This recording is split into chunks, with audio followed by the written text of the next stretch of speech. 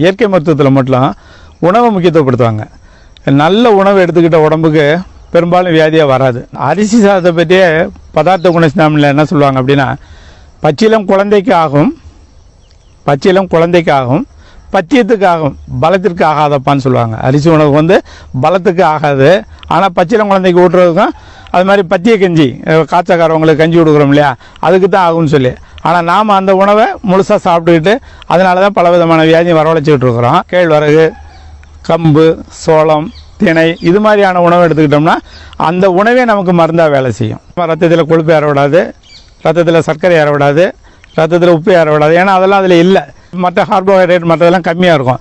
அது மாதிரியான உணவு எடுத்துக்கிட்டோம்னா உணவே நமக்கு மருந்தாக செயல்படும். இன்றைக்கி ஒரு மூலிகை பற்றி உங்களை சொல்லலாம்னு நினச்சிட்ருக்கேன். அது வந்து முயல் காது இலைன்னு சொல்லுவாங்க. அது ஒரு வகையான குத்து செடி தான். அந்த இலையை பார்த்தா முயலோட காது சேப்பில் இருக்கும், அதுக்காக தான் அதை முயல் காது இலைன்னு வச்சாங்க.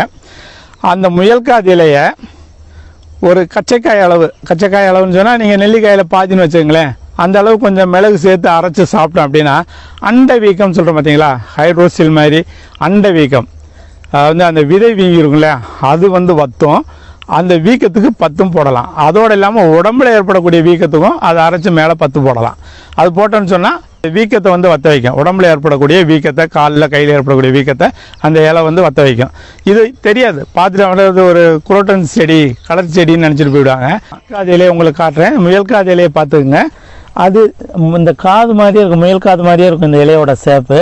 இப்போ இங்கே தண்ணி கம்மியாக இருக்கிறதுனால இது கொஞ்சம் செடி பெருசாகலை, இல்லைன்னா செடி பெருசாக இலையும் பெருசாக இருக்கும். நன்றி, வணக்கம்.